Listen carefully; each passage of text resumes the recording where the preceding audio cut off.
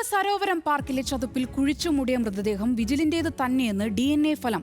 Kannur forensic ലാബിലെ പരിശോധനയിലാണ് മൃതദേഹ ഭാഗങ്ങൾ വിജിലിന്റേത് എന്ന് സ്ഥിരീകരിച്ചത്. കേസിൽ വിജിലിന്റെ 3 സുഹൃത്തുക്കൾ അറസ്റ്റിലായിരുന്നു.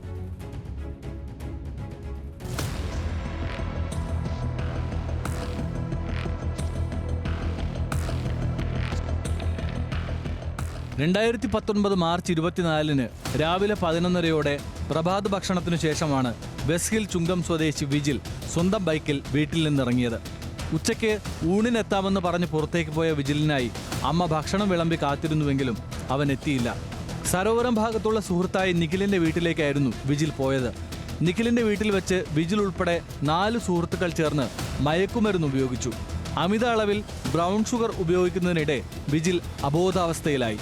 ഉടൻ തന്നെ അവിടെ നിന്ന് പോയ മറ്റ് സുഹൃത്തുക്കൾ പിന്നീട് വീട്ടിൽ മടങ്ങിയെത്തുമ്പോൾ വിജിൽ മരിച്ചു കിടക്കുന്നതാണ് കണ്ടത്. തുടർന്ന് 3 പേരും ചേർന്ന് സരോവരം പാർക്കിലെ ചതുപ്പിൽ മൃതദേഹം കുഴിച്ചു മൂടുകയായിരുന്നു.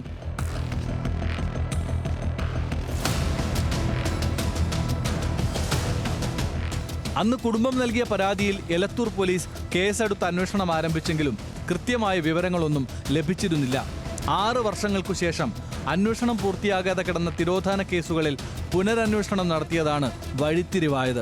വിജിലിന്റെ മൃതദേഹം ചതുപ്പിൽ താഴ്ത്തിയ പ്രതികൾ 8 മാസത്തിന് ശേഷം സംഭവസ്ഥലത്തെത്തി അഴുകിയ ശരീരത്തിൽ നിന്നും എല്ലുകളെടുത്ത് കടലിലൊഴുക്കി.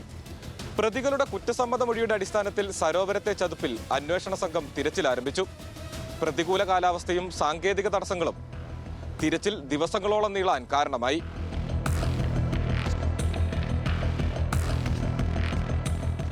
ദിവസങ്ങൾ നീണ്ട അനിശ്ചിതത്വങ്ങൾക്കൊടുവിൽ ചതുപ്പിൽ നിന്നും മൃതദേഹാവശിഷ്ടങ്ങൾ ലഭിച്ചു. നരഹത്യ, തെളിവ് നശിപ്പിക്കൽ തുടങ്ങിയ വകുപ്പുകൾ ചുമത്തി വിജിലിന്റെ സുഹൃത്തുക്കളായ നിഖിൽ, ദീപേഷ് എന്നിവരെ എലത്തൂർ പോലീസ് ആദ്യം പിടികൂടി. ഒളിവിൽ പോയ 2ാം പ്രതി രഞ്ജിത്തിനെ തെലങ്കാനയിൽ നിന്ന് അന്വേഷണ സംഘം പിടികൂടുകയായിരുന്നു. നരഹത്യക്കാണല്ലോ നമ്മൾ കേസെടുത്തിരിക്കുന്നത്. ഇനിയിപ്പോൾ എവിഡൻസുകൾ എല്ലാം ഏകദേശം കളക്ഷനായി ഇനിയിപ്പോൾ ചാർജ് ഷീറ്റ് സമർപ്പിക്കുക. ഇനി ഒരു സക്സസ്ഫുൾ പ്രോസിക്യൂഷനാണ് ഇനി അടുത്തൊരു ലക്ഷ്യം.